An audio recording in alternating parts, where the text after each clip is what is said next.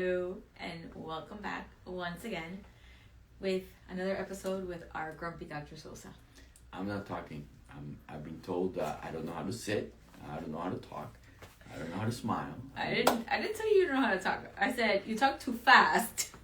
You sit wrong. I mean. No, you said I look fat, and I said that's because you slouch. I didn't say you sit wrong. I said if you sit. She bought a fat camera. That one makes me look fat. The other one, I look skinny. This one, I look fat. And she says that I don't know how to sit. So, I'm just going to sit here. So, I want to say thank you guys for joining us.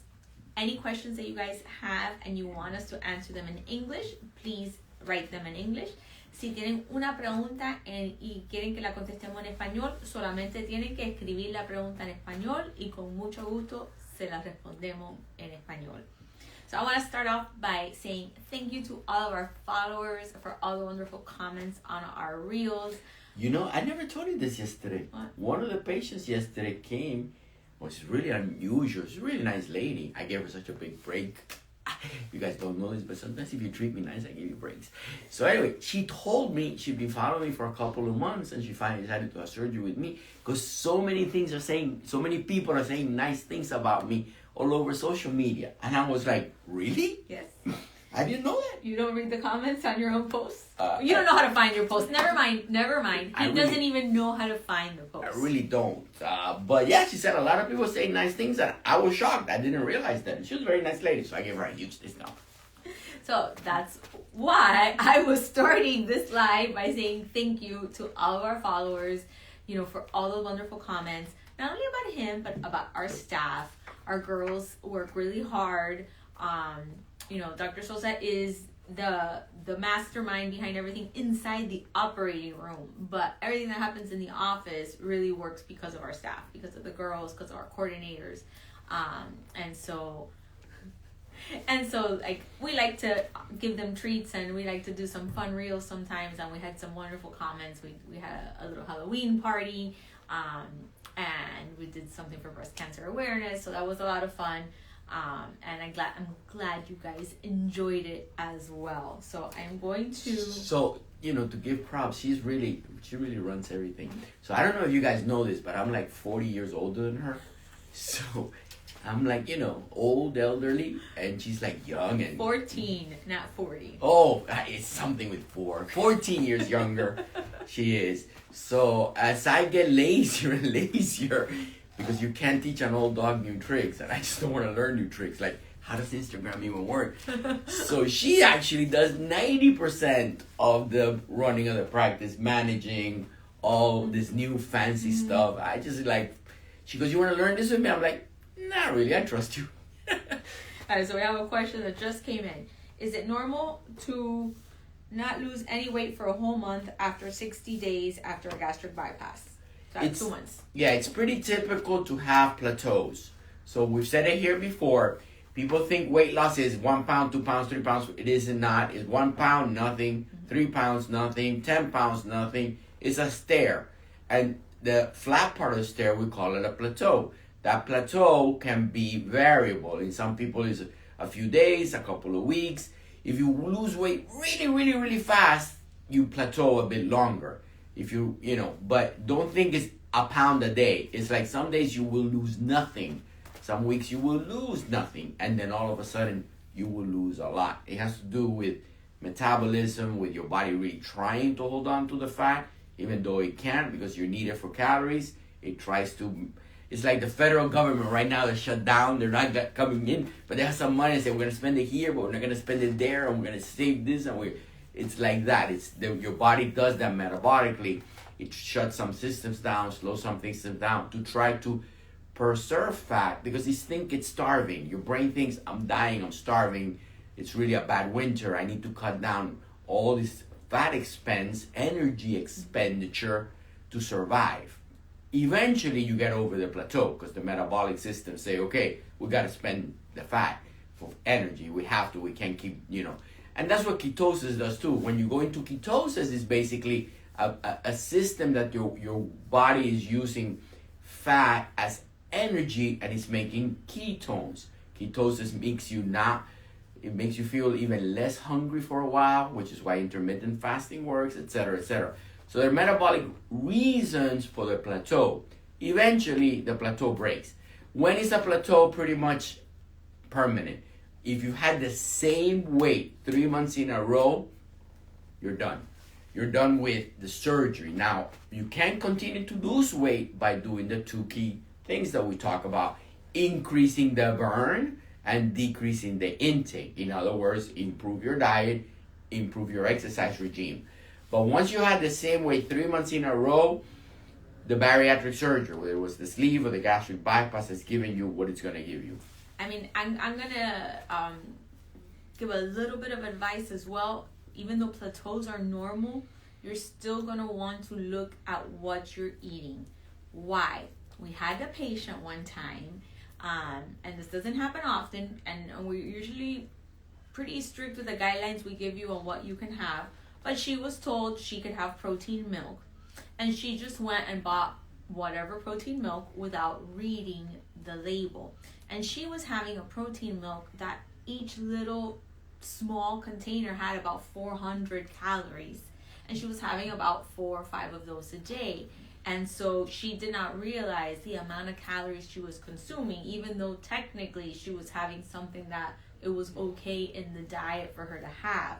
So it's very important that you're also, if you see something is not working just right, double check what you're eating, because you may have incorporated something in your diet that you had permission to have it. You just may have not picked the right one, or you may have picked one that was much higher in calorie. So that's just another little thing that's really important to check, is if you're trying to break a plateau at any stage after surgery, make sure that you know how many calories you're having a day. It goes back to Sosa's number 1 rule. What is Sosa's number 1 rule? It's a quiz. Calories. It's the calories stupid. And whatever way you're over consuming calories, you're not going to lose weight. And so I tell people a healthy diet may not be a good calorie deficient diet, because it's about the calories stupid. So people get to me, smoothies are super good, super healthy.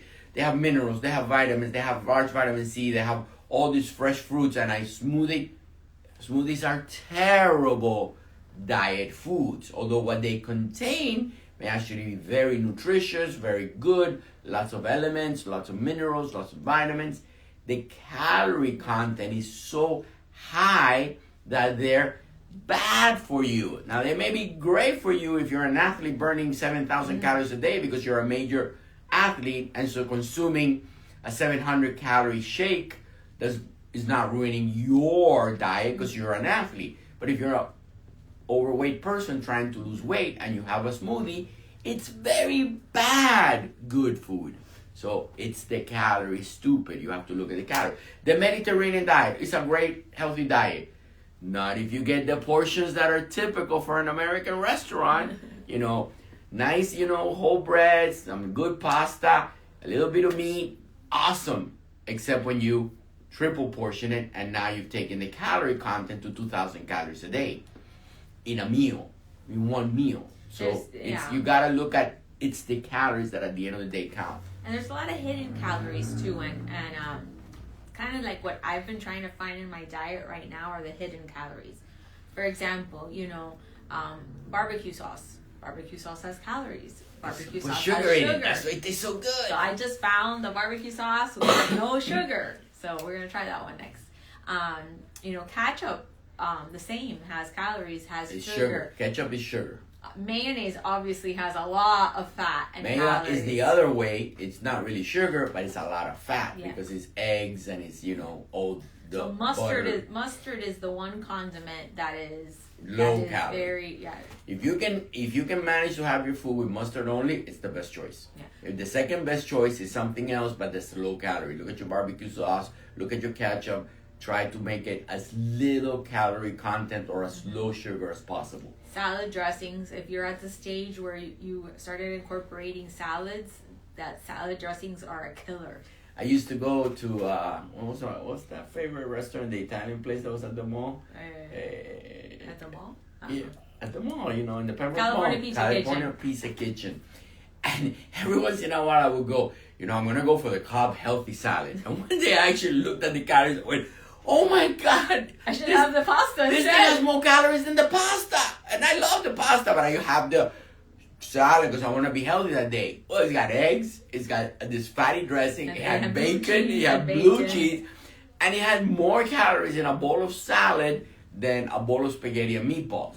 Figure that. And I kept thinking we were beginning to learn, it's the calorie stupid. Look at the label. Look at the label and look at the amount of calories you get. Healthy food is not healthy if it has too many calories. So for those of you local to this area or local to Miami Lakes, I know a restaurant that closed now, but it's called Beverly Hills Cafe. And they had the best salads. But their salads were probably 3 times the calories of a full meal you could have had. Like, those were like amazing salads, but they were not healthy because the caloric content was so high. Now, can you take that amazing, delicious salad and make it a healthy salad? Yes. Portion control. You got to get the portion down. So let's say, the menu says, they're usually pretty adequate. The salad, 1,700 calories, 1,500 calories. If you have a third of the portion, now you're having a 500 calorie salad. That's a healthy salad. 1,500 salad, even though the components of that salad are all good for you, the fact that you're having such a high caloric meal is bad for you. So good meals can be bad. How do you make good meals be good? Portion control. So you decrease the caloric intake of that good meal because you have a small portion. I'll give you a perfect example. Chick-fil-A, which is, everybody knows Chick-fil-A, super easy to get Chick-fil-A. They're going to sue us, No. We can't use the brand names. They're not sponsoring me. They don't pay me anything. I can say their name. I love Chick-fil-A, just in case you sue us.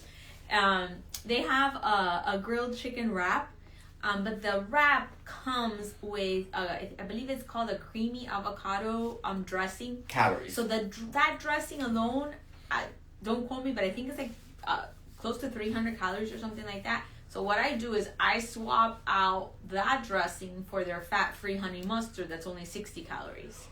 And so if you know the calorie content of certain dressings, then you can also swap. Right. And if you really want to be aggressive, then you swap it not for honey mustard, regular mustard, and you drop your caloric content way by using a sauce that has very, very few calories versus sauces that make salads taste or meat taste great but are full of calories.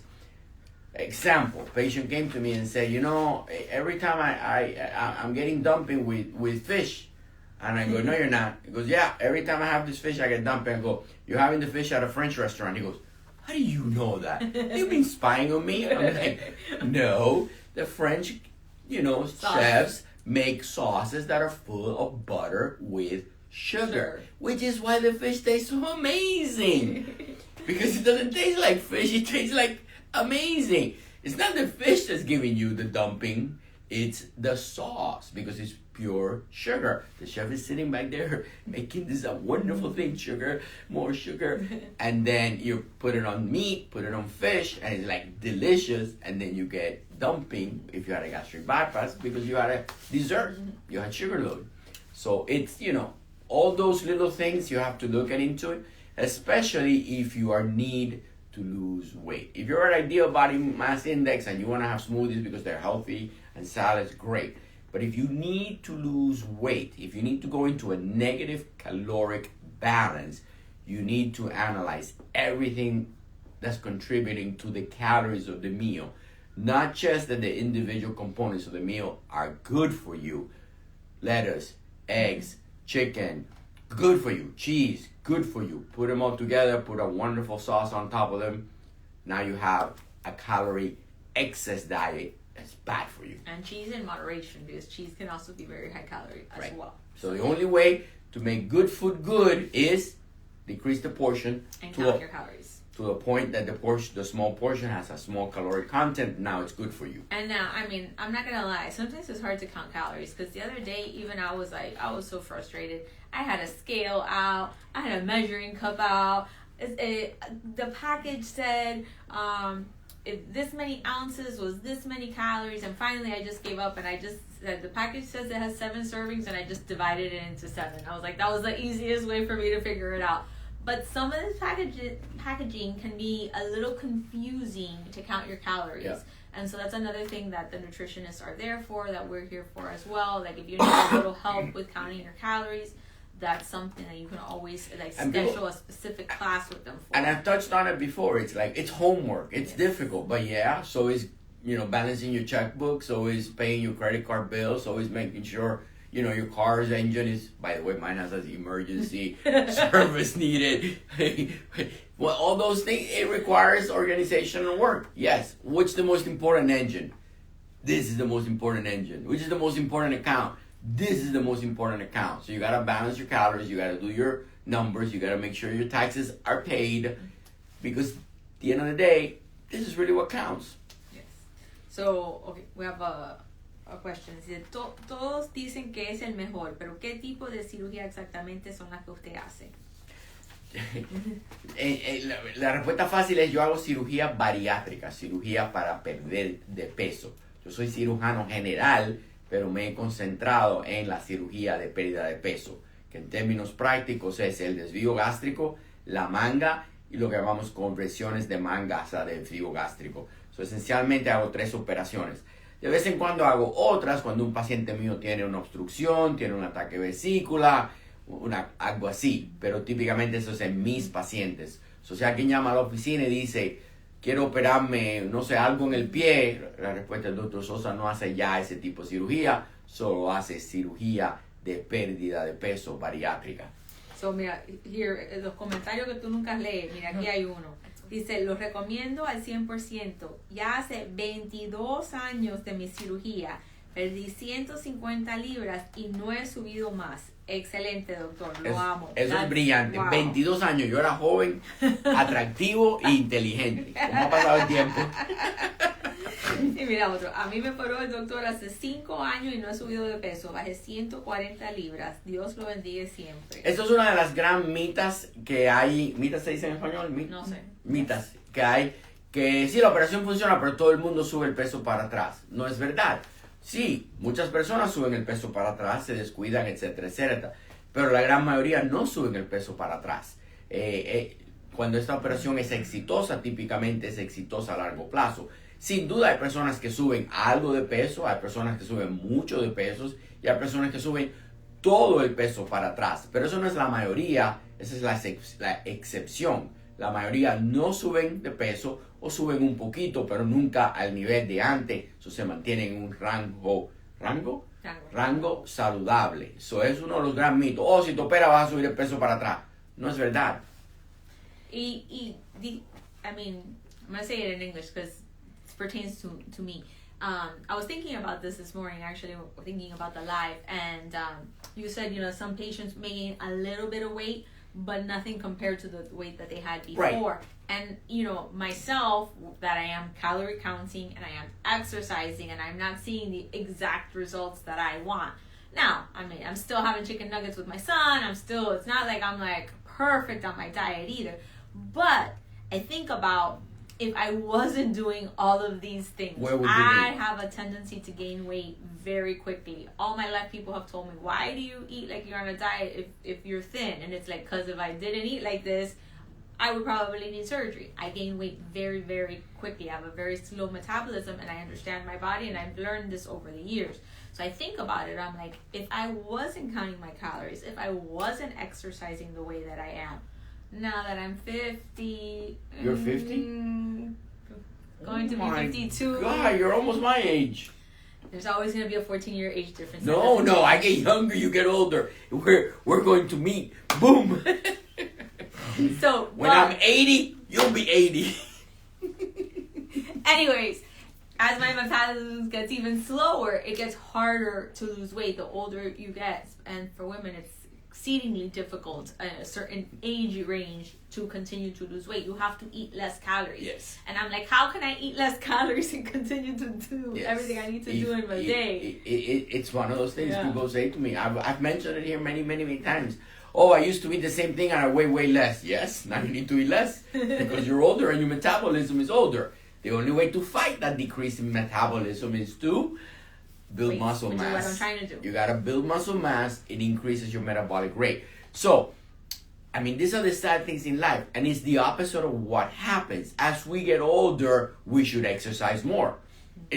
Life is the exact opposite. Typically, as we get older, we exercise less, we do less strenuous activity, less, but actually, metabolically, as we get older, we should actually exercise more and eat less to counteract the natural decrease in our metabolism as we get older. If you do that or partially do that, you stay metabolically younger. If you don't do that, you metabolically get much older. So as you get older, if you don't exercise and increase a lot of fat weight, you're gonna metabolically be much older than you are. And I saw a great meme the other day. Why do you work out in your 40s? So in your 60s, you can still bend down and pick up your keys and your wallet. Why do you need to, still work out in your 60s? So when you're 80, you don't have to use a walker and someone to help you get out of a chair.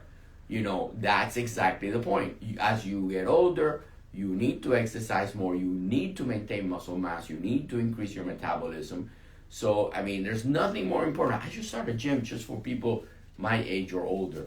It would be a great concept, actually. If there's They used to have it. What was it called? Silver sneakers. Oh, I never knew. Yeah. Okay. It was Shoeless, and then Humana, the insurance company, had a program and had. It really is amazing because obviously as you get older, you exercise a little different. You can't exactly do jumping jacks or whatever, but it's very important once you get into your 60s and beyond to actually physically exercise.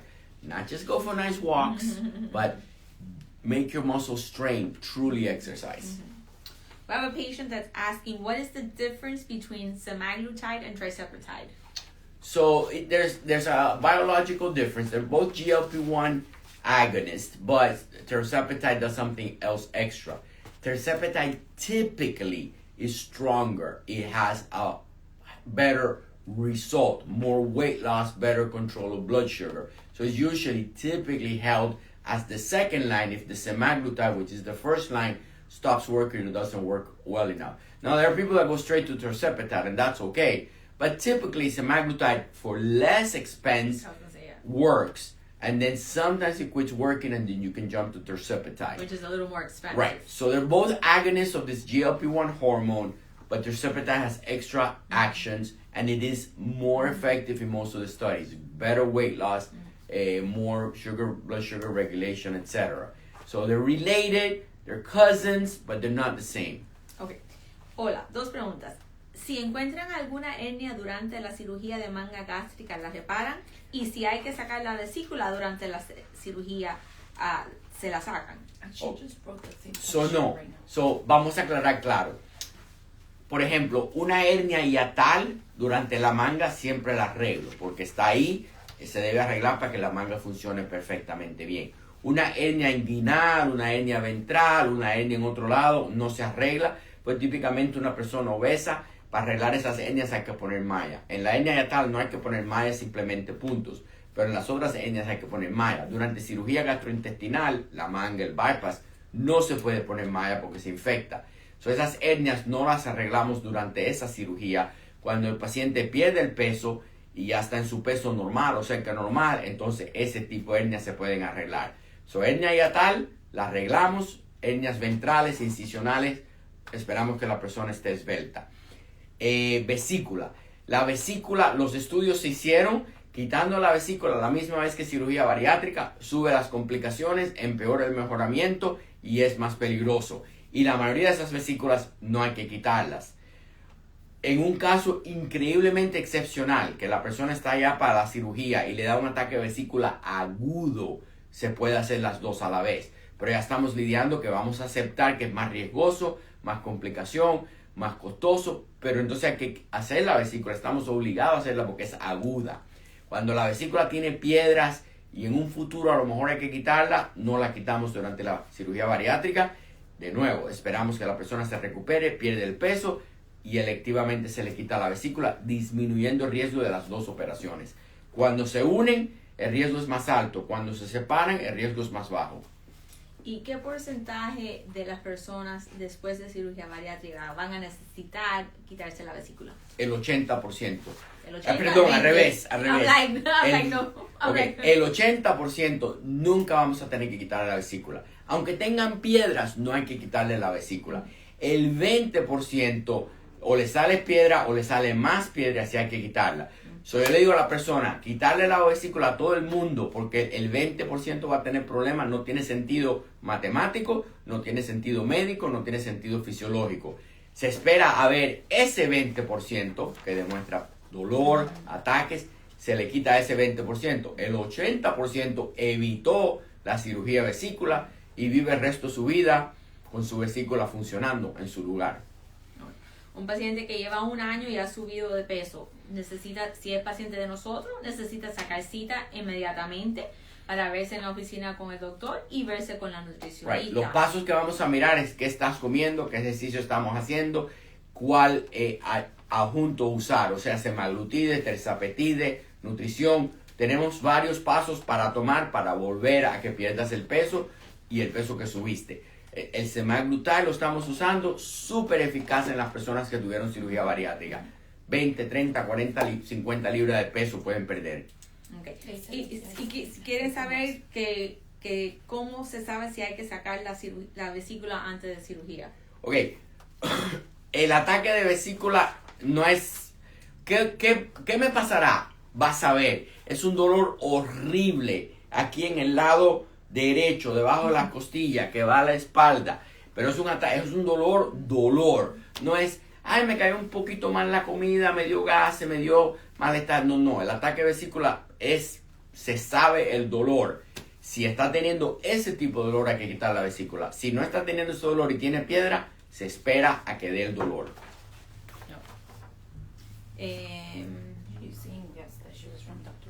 Okay. Eso, ha subido 13 libras. 13 libras, el semaglutide, en 2 meses, 3 meses, te quitamos 13 libras sobrepeso. Ven a la oficina, vamos a ponerte en el programa. Yeah. Siempre le decimos a los pacientes, cuando suban 10 libras, Venga. ese es el momento de sacar la cita, de venir a verlos de nuevo para estar seguro de qué están comiendo, qué están haciendo, para ayudarlos en ese momento enseguida a perder ese peso y poder mantenerlo a largo plazo. 13 libras es súper fácil de combatir con el semaglutide, con la nutricionista. Venga. Yes. Okay, we have 3 minutes left. And we're out of questions? Nobody No. wants to ask me? No, I don't. There's You're more. talking fast, huh? I No, like no, talking there's fast. more there. Okay. Oh, there are more there. Okay. ¿Qué medicamento es? No entiendo. Que estabas hablando muy rápido. I know. Oh. At the end, you were talking too ready. fast. Las inyecciones de semaglutide, GLP-1. Estamos hablando de semaglutide y de terzapetide. So, usamos las inyecciones una vez a la semana. En 2 o 3 meses se pierde fácilmente 10, 20, 30 libras. En 6 meses se puede perder hasta 40 o 50. So, en las personas con el desvío gástrico, con la manga gástrica, que han subido de peso o no han perdido todo el peso que debían perder, usamos estas medicinas, estas inyecciones, las tenemos aquí en la oficina, súper eficaz. Semaglutide, terzapetide. Tienen nombres de marca que yo no los uso, pues no, Mounjaro, Ozempic, pero lo que usamos es el generic, semaglutide, terzapetide. Y eso es para los pacientes que o no han perdido todo el peso o O han subido subido todo de peso. Y también se lo ofrecemos a personas que no son candidatos para la cirugía, que lo que necesitan perder son entre 20 y 40 libras. Exacto. Es un plan de pérdida de peso que ofrecemos a través de la oficina. Muchas personas dicen, oh, el doctor lo único que quiere es operar y ganar dinero. Yo tengo muchos pacientes que vienen y le digo, tu BMI es 29, 30, tienes que perder 40 libras. No vale la pena gastar todo este dinero para perder 30, 40 libras. Vamos a ponerte semaglutide mucho menos costoso y vas a tener el mismo resultado. Ahora, a otros pacientes tienen que perder 150 y me dicen, quiero hacer el semaglutide. Le digo, ok, pero estás botando tu dinero. No va a funcionar. Semaglutide es brillante para 20, 30, 40 libras. No sirve para 50, 70, 80, 100. Para de funcionar. Y para los pacientes que también quieren hacerlo sin medicamento ninguno, que tenemos muchos pacientes, tenemos los planes que son solamente con los nutricionistas. Lleva más esfuerzo, más disciplina, pero pueden funcionar. Absolutamente. Solamente tienen que contar sus calorías, que es lo que siempre decimos, y hacer ejercicio. Muy Y importante. si tiene duda, venga a verme y yo le doy consejo. Sí. Acuérdense que siempre pueden hacer una consulta con Dr. Sosa en persona, virtual si no están aquí en la ciudad. También vamos a tener un evento ahora en noviembre. Vamos a estar mandando las invitaciones donde va a estar el Dr. Sosa aquí. Vamos a estar haciendo las masas de índice corporal, hablando de tratamientos de la piel, hablando de ejercicio. Tenemos Botox. Siempre tratamos de ofrecerle a nuestros pacientes todos los recursos que necesiten antes y después de cirugía. The Sosa Way, balanceado. Nos vemos la semana que viene. See you guys next week. Go to the gym. Exercise. Bye. See you at the gym.